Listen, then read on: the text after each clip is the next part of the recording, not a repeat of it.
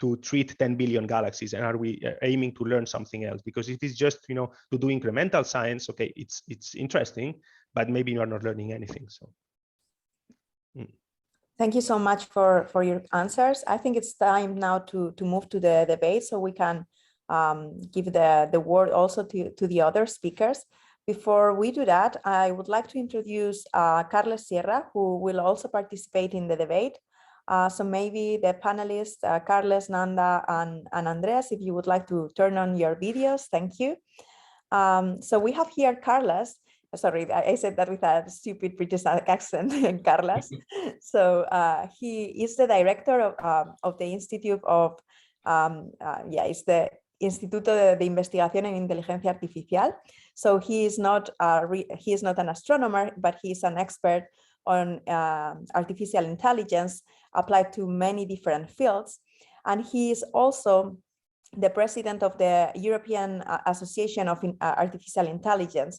And he has been working on this topic in very different areas of knowledge since 1985. So he's a real pioneer on these techniques, and it's a great pleasure to have him talking and debating with us about the challenges and the possibilities of coordination between different centers for AI. In fact, he is also the coordinator of the red AI Hub. I never know how to pronounce that.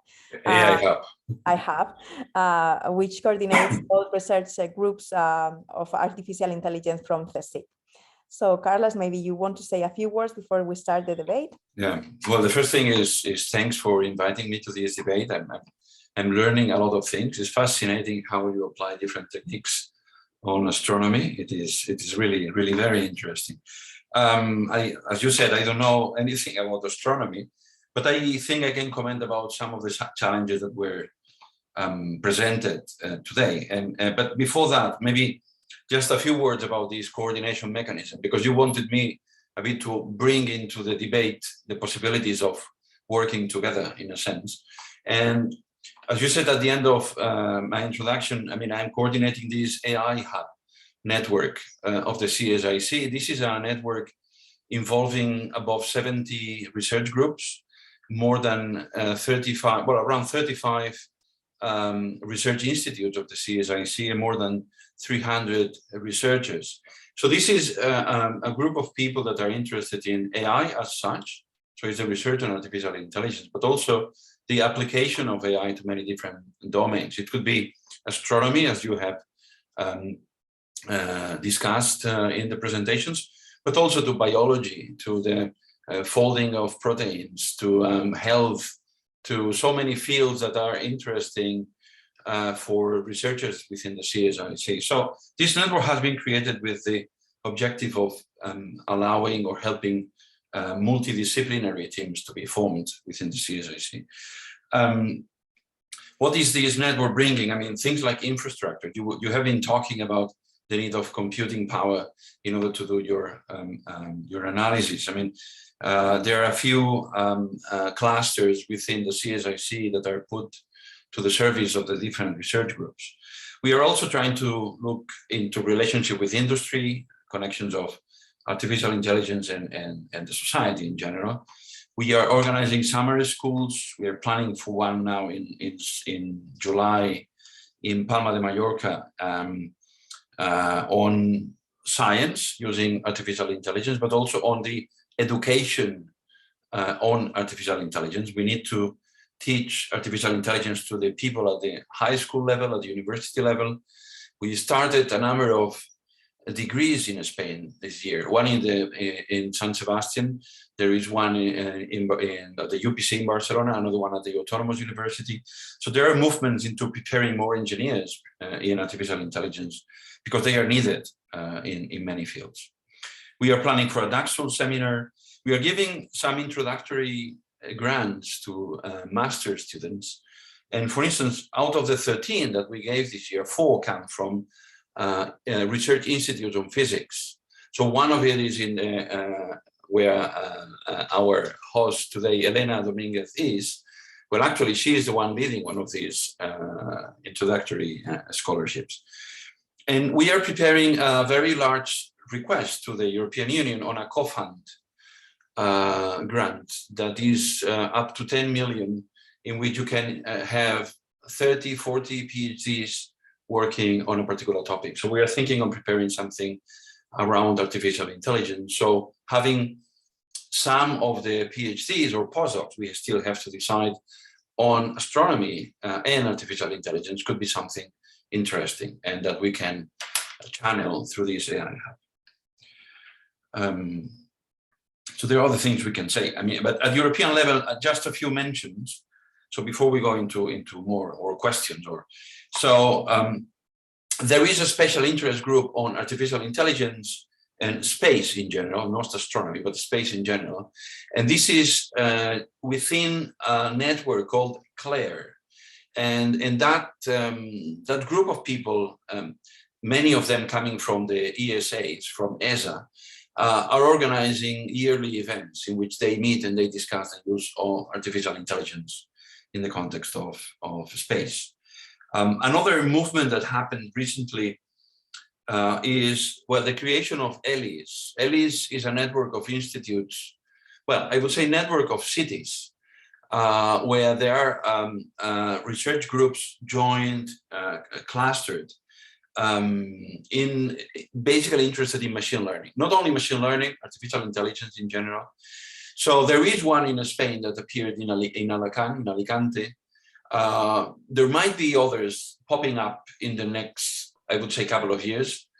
Probably one will be proposed in Barcelona, but I'm sure there are other initiatives in other parts of Spain.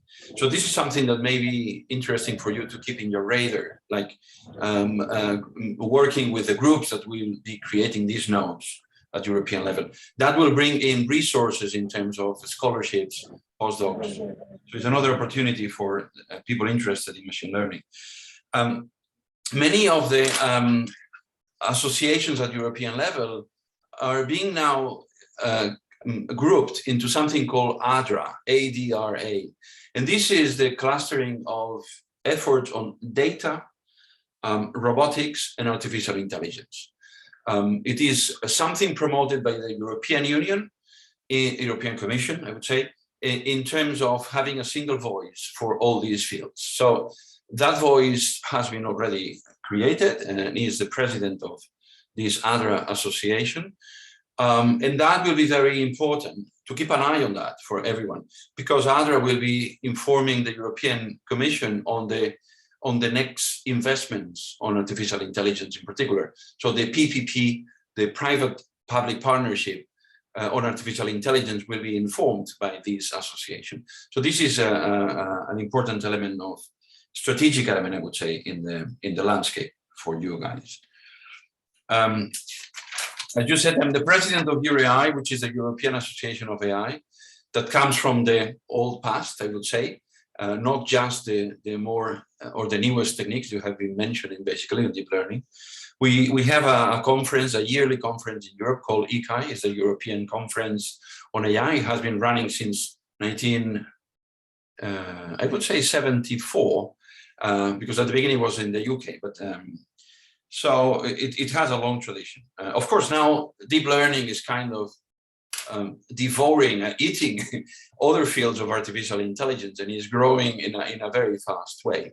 There are even fields that are, I wouldn't say disappearing, but for instance, computer vision has become now an application area of machine learning. So it's kind of a giant. It has its problems that we can then debate. But anyway, I think these are a few pointers of things you could keep an eye. And of course, I am open to any requests you may have, trying to help integrate your activities with this larger community of AI.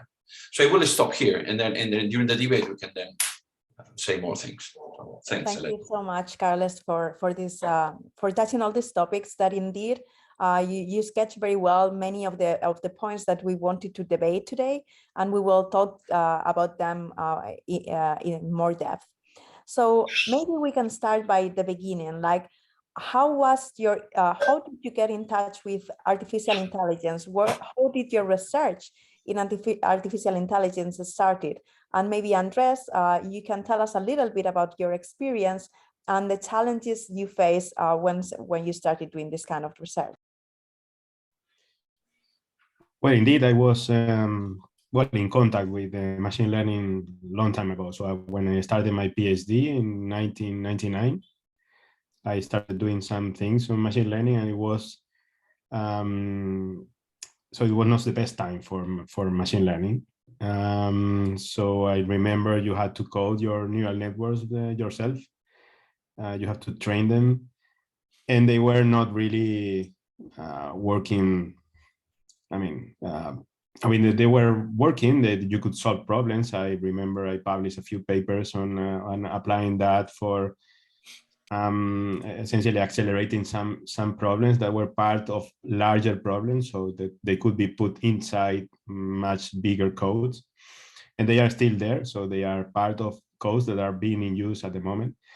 And then I was working less on machine learning until the closer in time to the deep learning revolution, and when I more or less had the basics for understanding many of the new methods that were appearing, and then I started applying them to more and more interesting problems and getting solutions. So that was my approach to machine learning. So it was starting in one of the winters. So and I think it makes you strong. So at some it makes you strong to be part of that when nothing works, or when things are not working as good as they are now. I can imagine that.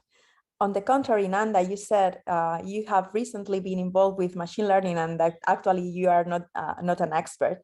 And that's why I invited you to this debate. I wanted to know, how do you deal with research in machine learning and with being a PI of such a big group when you have to learn very fast all these techniques? How do you learn? How do you acquire your resources? And how are you able to supervise students or postdocs who may be more experts than you on that topic? Well, I guess this is somehow, it's not a problem only on machine learning. I mean, when you have a big groups doing, necessarily you will do different things, and you cannot be, I think this is a problem that everybody leading a big group do have in everything. So there are certain things which you might control less than others, because each of us we do have our expertise.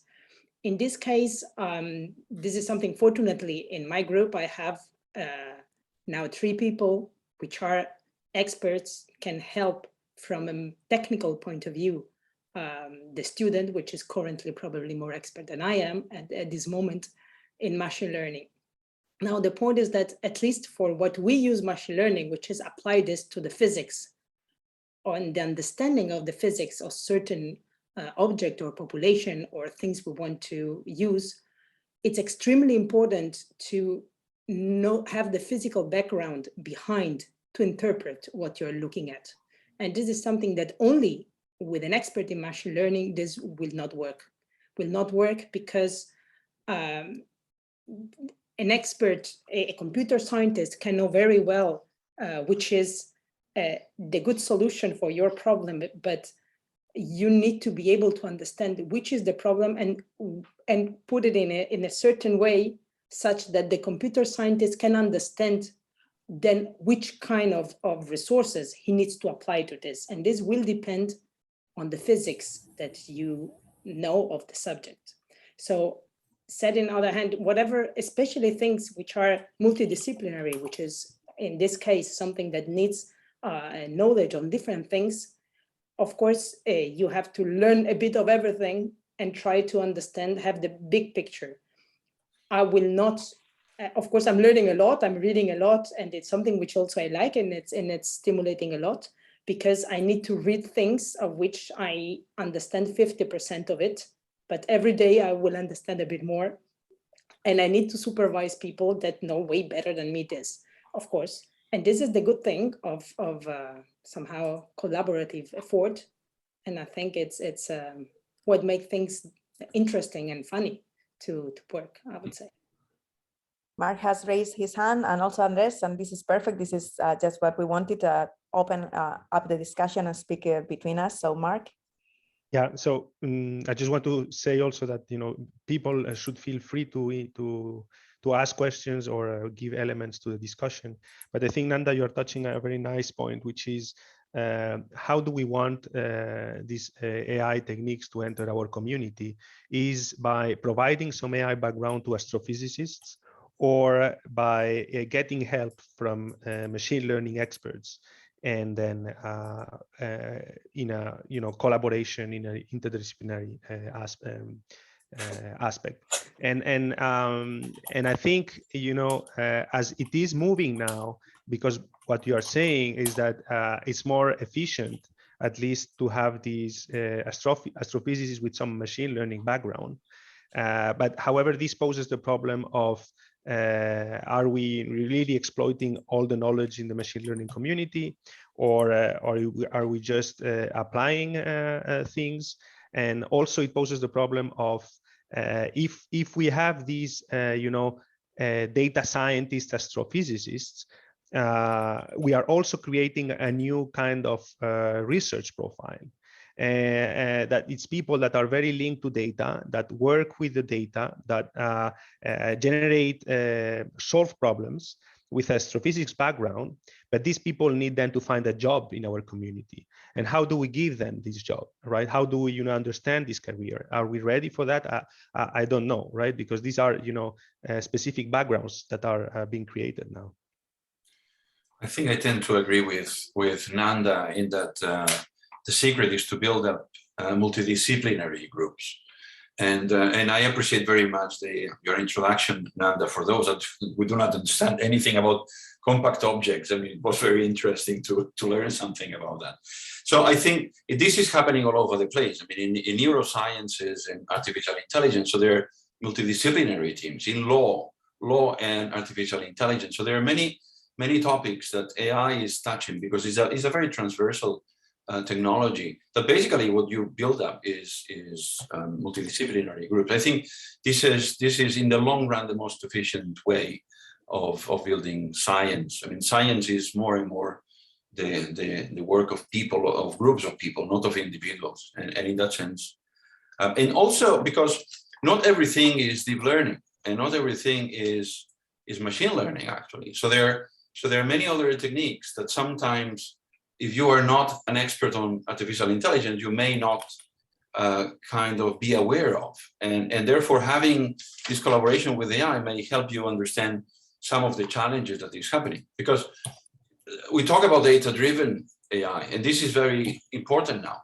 But we come also from an era of knowledge-driven AI.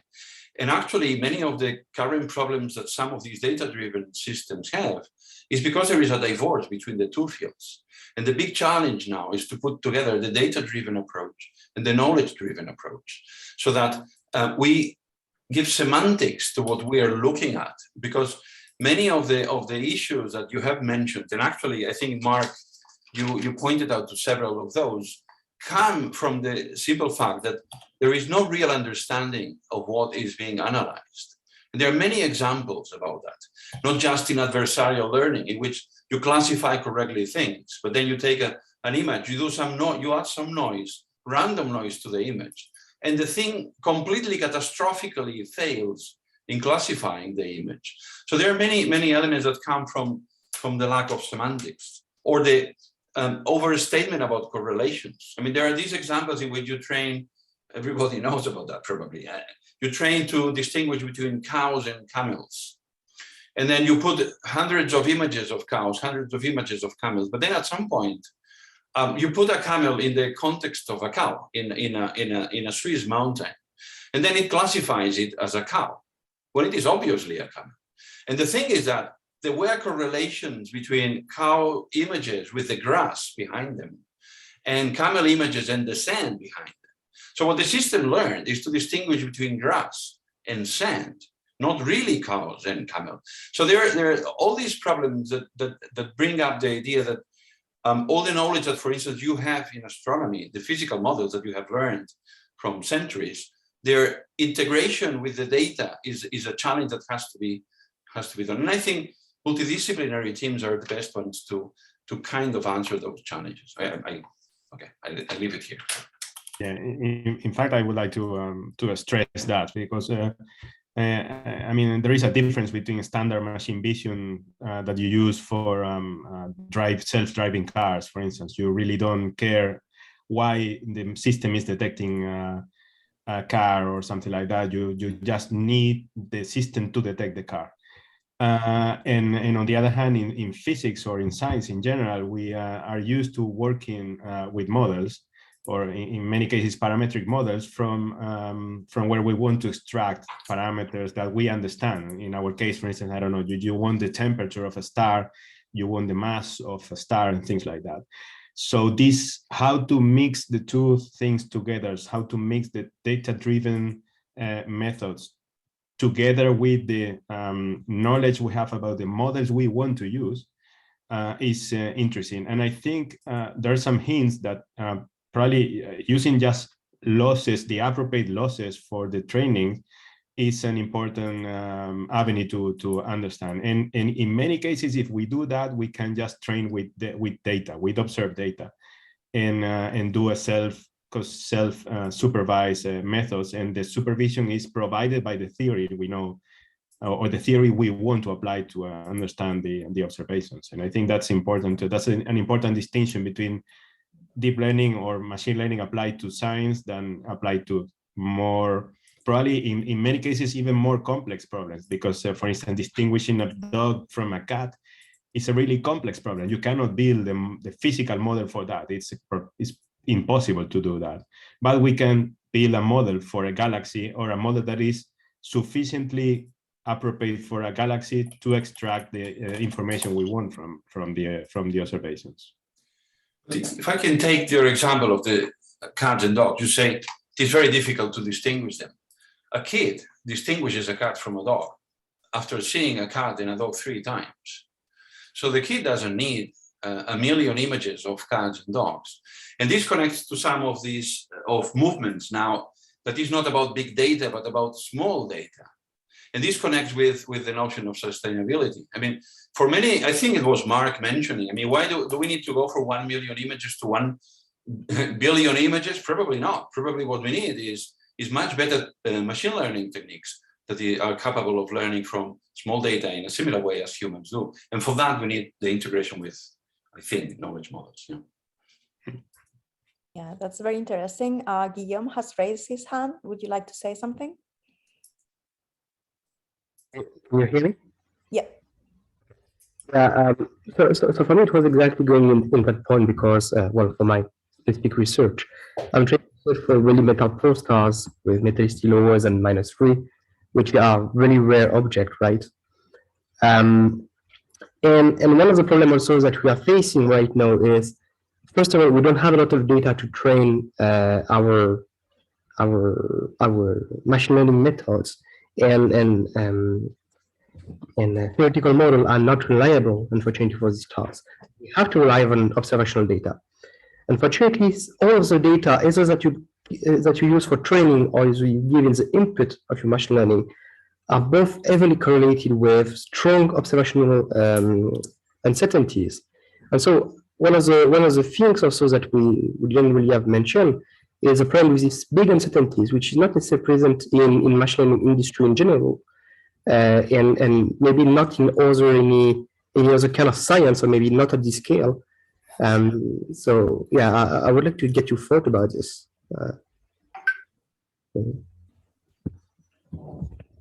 I don't know if I got all the question here clearly, but I mean, I think you pointed to the situation in which you have, of course, a very unbalanced data set where the most popular elements are overrepresented, and some elements are very underrepresented in the data set, and of course that gives you this problematic situation about.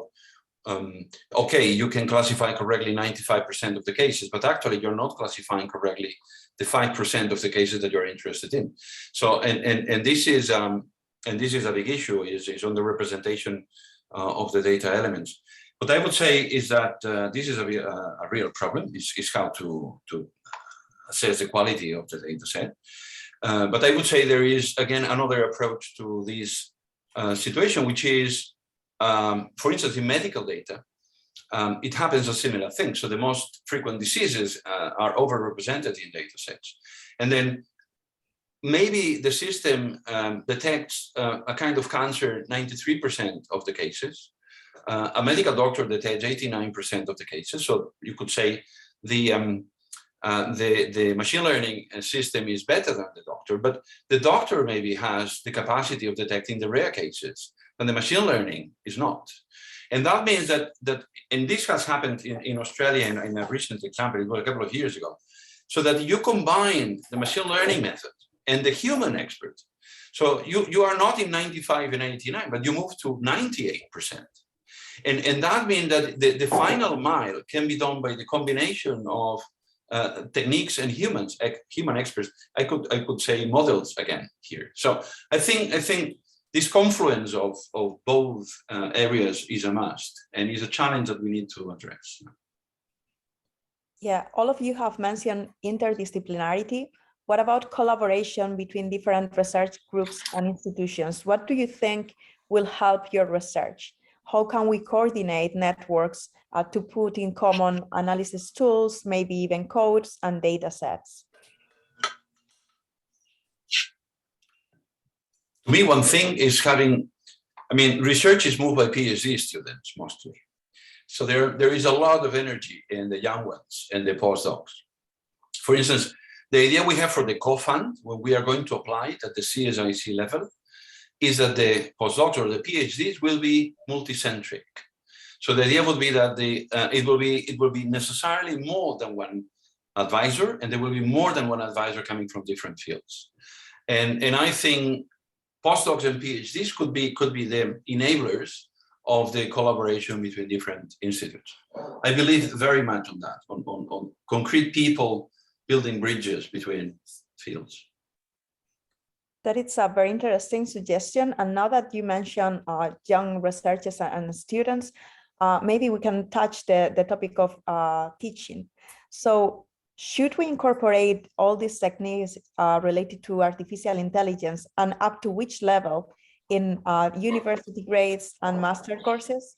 And if so, how should we decide which is the topics that we should teach? Should we stay at the basic levels, or should we also teach state-of-the-art resources, which will be old-fashioned in a few years?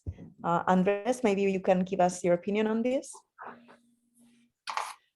Well, I tend to have a strong opinion about that. I think it makes sense to teach the basics of statistics and probably the basics of machine learning at the lower levels of education, and try to motivate the use, or at least to have these tools on the toolbox of problem solving. But then there are many online things that people that are interested on that can follow. So the equivalent of, I don't know, you are the quantum mechanics you learn on the university reaches a certain level, but when you do work on the quantum mechanics, or you do work on I don't know, spectroscopy and things like that, you have to go way beyond that. So I think it makes sense to teach the basics, to motivate the existence of these tools to students. And then once they are aware that these tools exist, then they can go deeper and understand the more advanced methods. If they want to, understand deep learning and things like that. I don't think it makes much sense to teach very evolved or very advanced deep learning methods at the university level. I think it's better to teach more basic things.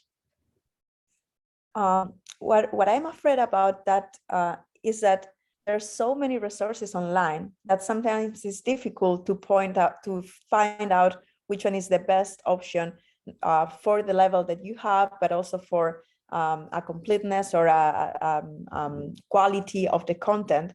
I also agree with you that it's very difficult to keep updated when teaching in a master's course.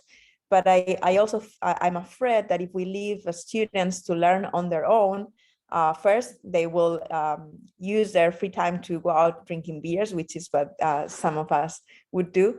But also, it would be difficult for them to choose between all the material which is available.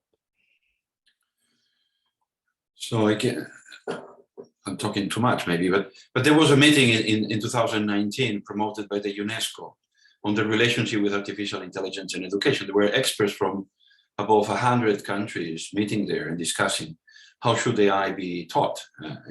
And most of the experts, and actually it came out in the conclusions of that meeting, decided that artificial intelligence should be taught at low levels, starting at low levels of the education system. Maybe the end of primary school, but certainly at high school level. And there are a few examples of schools that are trying that. I once visited one in Barcelona. They were teaching tercer de l'ESO. They were teaching Python, and they were teaching some machine learning models at the fourth year of the ESO. And it was fantastic what the kids were capable of doing. I mean, you would not believe it. And not only that, it was very important for them to have strong opinions then on whether AI was going to achieve what the media was saying or not. So they developed their own criterion, good opinions on the limits of artificial intelligence by putting their hands on the techniques. And I think this is very important, not for astronomy or for astrophysics, or I think this is important for everyday citizen, so that they understand that this technology that will affect them, that they understand it to a certain level. Of course, then there is a university level and the postdoc and the PhD, that's another issue. But I think some minimum knowledge at the level of high school is needed. Guillaume, would you like to say something? It will be for Carles. Since you are in interaction with many other fields, do you know how they deal with teaching astronomy in other fields? Like, I don't know, like you were saying in medical schools or nanoscience and things like that. Do you know how they teach machine learning in that field? And maybe we can inspire ourselves of what's happening in these other fields. That's a good point. And so far, I don't know of examples in which machine learning is taught at different schools. Really, I cannot answer that question. It would be nice. We are organizing this school this summer precisely on the education aspect of AI. I plan to have organize a panel in which we bring people from different fields and see what is done and what should be done. And so I don't know, maybe some of you could participate in that school in Palma de Mallorca. It will be in the Caixa Forum there, but I don't know of examples. So I guess you can find different things, but it's not a common practice. That would be my guess. I take the opportunity to remind that every one of you are invited to participate in the debate by posting your questions in the chat or by raising your hand as Guillaume did. Nanda, maybe would you like to tell us about your opinion of the collaboration with the private sector? How can we collaborate and take profit or advantage of the knowledge they have? Oof, that's very difficult. So I can give you my experience with the connection somehow with the private sector. I had a few computer scientists, really computer scientists, not astronomer, in my group. Then after a year went to the private sector, and one of them actually were even coming from the private sector. Now I think that we are not competitive in the sense that it's very difficult for a public institution, especially in CSIC, since as we are, to be competitive with the private sector to in terms of teaching, at least for a non-dedicated institute, maybe where Carles is different. But in our case, a computer scientist having a PhD in machine learning usually do not go and work with an astrophysicist in doing modeling their pulsars, right? Mm-hmm. There is, apart from the salary, which is not competitive, but also because he will not learn in his field from us. It's us learning from him. Now, so somebody very young will not develop in his field, staying with us.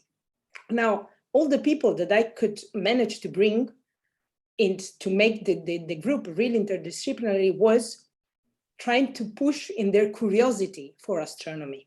So I'm curious for machine learning as much as they are curious to learn about astrophysics, and this then works because they get something back, which is not in their field, but it's in their curiosity, in their way and wish to learn. So I think that in this sense, the connection, at least from my experience from astrophysics to the private sector in this field, it's complicated in the sense that usually the private sector, for example, working on nanosats or working on Earth imaging, and they do a lot of machine learning, studying the oceans, study the agriculture, and doing really image studies.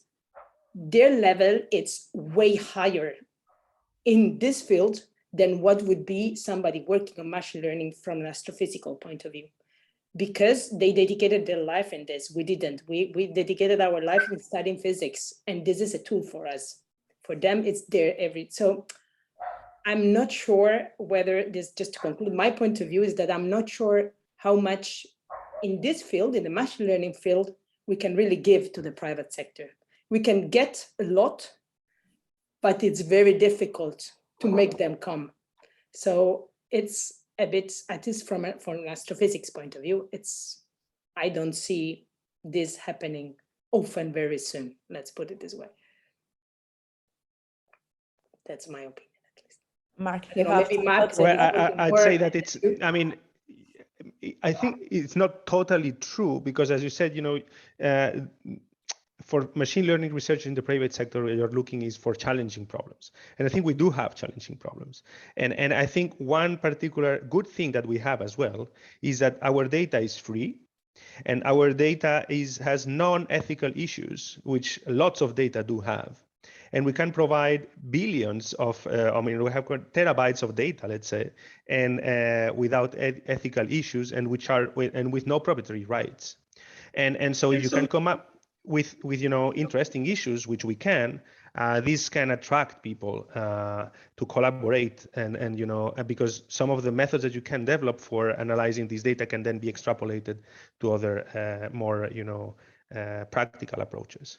It's true that advertising these and making these connections, this is something that is difficult, because this is not a sector that we know well. But I know by experience that if you can come up with challenging problems, they are you can attract people, machine learning researchers, to this thing. But I think in this, I agree, but our aim in general, it's to understand the physics of what we're seeing, to understand our galaxies, our surveys, our cosmos, our H0, our whatever, right? This is not, so our aim is not to understand which is the best method to understand it, which is the aim of the computer scientist. Our aim is to understand the data we have, to understand the physics of it. So if the computer scientist does not really care about this, because it's not his field, he's not pushed to do this. You know what I mean? Because well, but it's just a matter of, for us, it's just for another aim. I agree. Not for the method itself. I agree that the interest might be different, and all the the tricky aspects of multidisciplinary or interdisciplinary collaboration is that both parts find their interests, and this is the tricky part. Indeed, if you consider a collaboration in the sense that I have this problem and I want you to find the best method, this is not interesting for the other part, which indeed, they want more also to have a challenge, right?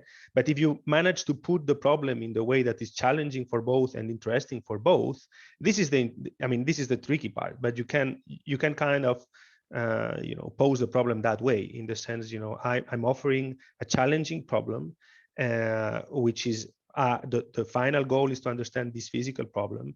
However, I don't know how to get these. And if you want to, if you can translate these into specific issues, then you might get help. But I agree, it's a complex problem. So I think there are two aspects to it. I mean, one thing is whether you would like to engage a researcher in machine learning to work with you. This is one aspect. The other one is what you want to have an engineer that knows about machine learning to work for you, which is a different thing. In the same way that you would have a computer scientist running your computer science department or lab or your computers in the. Of course, what you need is more machine learning experts or machine learning graduates from universities that you could hire and use in your research groups or in your development groups. Nowadays, the problem is that there are very, very few of those, and they are hired by the companies that pay a lot of money. But there are many engineers that know about machine learning that are working for a company that are not working there for any specific challenge or reason. They're applying their knowledge of machine learning to the problem at hand for a salary. And then the question is that you need basically more engineers. We need more engineers on machine learning. And this is what universities are now trying to fix by having new promotions or new degrees on AI. I mean, to occupy that need in the market. Yeah, but then I agree that I'm not sure if this works in the sense though, because then you'll need really these domain knowledge. So I don't think it's easy to say, I have this problem, just solve it and come up with a solution. But it's the same now when a machine learning expert goes for the BBVA to a bank. Of course, they will need to learn a bit what the banking system is and the model and the. Right, but it's not the same as Nanda was saying. It's not the same physics than in which you want to understand what's going behind. We need some domain specificity. I don't know. This is an open discussion. Yeah. It's an open discussion. Yeah, in many cases, the physics the physics you need to understand the problem takes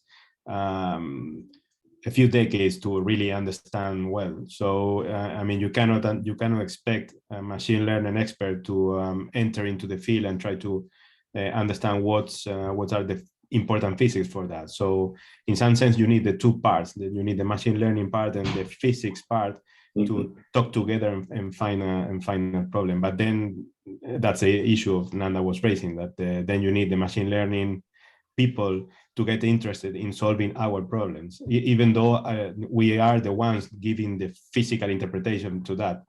But you need this interest, and that's in some cases it's hard to get. And then the obvious solution is to get physicists to do the machine learning part, but obviously we are not experts on machine learning. Thank you a lot for this discussion. It was very interesting. We're about to close. It's already 10:05. But before we do that, there's a question in the chat. It's in particular for Carles, and he is from Klaus Rupke, asking about the model of cats and dogs that kids are able to distinguish with just three views. He asks if you could give us your opinion on when we could get to code at that level of prediction, considering that most models need hundreds of thousands of data right now. Yeah, I would say that, I mean, at some point there was, so it's very difficult to answer that question. So at some point, for instance, I would take natural language processing as an example. Natural language processing until the 2005 was basically based on knowledge domain. So it was based about rules, grammar. So when you were translating from one language to another, it was based on the knowledge that human translators had and expressed in a way that was understandable, explainable, and the machines could basically use reasoning and deduction to do translation. It arrived to a certain point and it could not improve more than that. Then it moved into a statistical approach. And that was a huge change. In Google Scholar, in Google Translate, you could feel that. I mean, it used statistical models in which you would find correlations between the words in different languages. And then 5 years ago, it started with deep models in which they were using these million sets of data in order to train a neural net, and then the thing improved. In all that process, the quality of the translations improved, But still, the basic semantic elements, the difficult semantic elements were not fixed in any case. Now, everybody says the only solution is to add part of that knowledge that is hidden, for instance, in idioms and language, to combine it with these deep learned models. So that's probably the way to go. How long will it take to that integration? It is a challenge. For instance, at the CSIC level, this is a challenge for this decade, for 2030. We would like to see the integration between both models. There are groups working on small data, which is more concrete to the question that I've been asked. Again, this is going back to the rule-based method, in which you would represent some features, extraction of features from the image, and kind of building the semantic relationship between them. This has been a challenge for AI. It's not solved. I cannot tell how will it be solved, but this is something that everybody is looking at, because we cannot sustain that. To learn to differentiate between a dog and a cat, we need the power to light Bilbao for a year. I mean, this is a nonsense. So we need other methods than those that we have. I don't know when, but we will need to have that. Yeah. Just I want to comment on that. So it's a bit unfair to compare a child with a neural network, because a child is a heavily pre-trained model with millions of years of evolution. Yes, so while a neural network starts from random weights. So it's not the same thing. We pretend to do the same job that millions of years of evolution has done in just a few epochs of training. So I think it's that's probably we compensate with this with the amount of data we need to show. Because if you have a pre-trained model, just by showing a couple of cuts, you can also do that. And also, there's lots of, besides that, there's lots of research on what we call one-shot learning or few-shot learning, in which, by using self-supervised learning, for example, you try to reduce the amount of labeled data sets and try to find differences between classes with just a couple of labels. But, this is a... Yeah, I mean, I fully agree, and I point taken, of course. I mean, but the point is, if we already have developed in physics very good knowledge models, domain knowledge, why not using it? So this seems like it doesn't make much sense. Yeah, and that's it. There's lots of also research going using hybrid physics and data-driven models, which is it's coming also in the community, which is very interesting. But yeah, I think we should stop at this point. I think we should close the debate. Before we do that, Andres, maybe would you like to say some final remarks or comments? No, I was again going to stress, what we have been saying in the last few minutes. So, yeah, we are working in physics. We know some of the models, so we need to find a way to introduce these models into the data-driven approach and get the best of the two worlds. That's my point. Yeah, I would understand that. Yeah. Nanda, any advice for people joining the machine learning community in the next, in the short, medium term? Well, more from the astrophysics community that starts with machine learning, as I did a couple of years ago. I think that one of the things that at least I needed in this couple of years, which is very important, is to try to start something with people that speak a different language from you, completely different language. It's very difficult even to understand what we were saying with the computer scientist. It's to really understand that you need to be open-minded and you need to bring all the problems to the very little basics and the few important things, because otherwise it's really very difficult to enter and to communicate with people with a completely different ground from you and learn from them and they learn from you. So it's somehow the basic of the interdisciplinary work, probably in general. And this was, I think, it's important that students start to open themselves to interdisciplinarity in general, to learn how to do this, to be elastic and to understand others with different languages somehow. Carles, you mentioned many resources, many collaboration networks. We didn't have time to go into them in detail.